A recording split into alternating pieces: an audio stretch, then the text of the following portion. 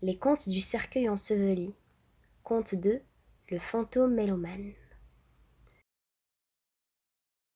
Depuis les 4 temps d'hiver et d'automne l'avait tant toujours ouï, par-delà les étendues incessantes et les emportements des âmes. Ainsi avait-il un public engagé à subir ses fluctuations de pensée et ses humeurs de jour ou de nuit. Magistral fut sa renommée, puisque son chant, fluide, ciblé et hagard, s'étalait aux 4 coins des terres, des mers et des cœurs.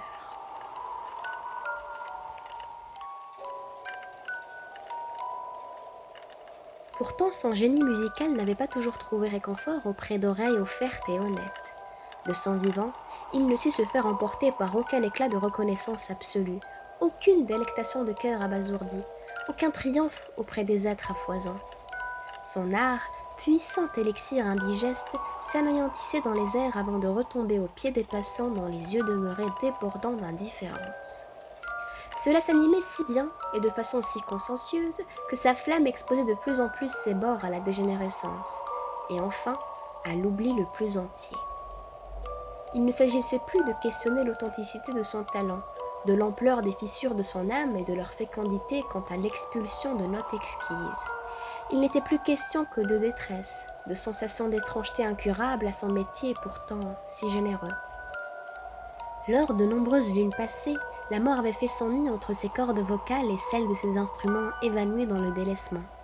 Il mourut enfin dans l'étranglement de son échec artistique et existentiel, enfoncé dans un égarement incurable où se mêlèrent fumée, larmes et épines à son cou.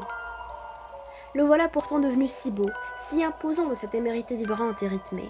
Le voilà reconnu par les marais de corps, guérissant les condamnés, libérant les émanations des tiraillements de leur conscience tyrannique.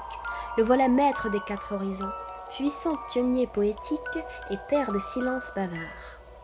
Le fantôme mélomane ouvrait ses draps sur le monde endolori, l'apaisant de ses berceuses balourdes et effrayantes, racontant les vies amères, les fabulations des anciens, les péripéties des invisibles aux yeux.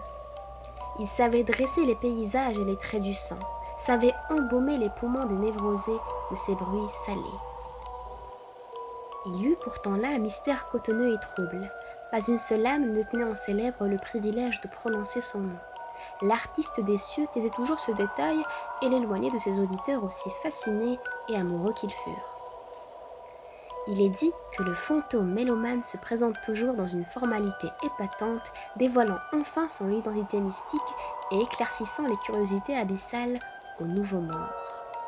D'ici là, si son crépitement vocal venait se coucher à leurs oreilles, ils devaient se contenter, en une simplicité insultante, de l'assigner au vent.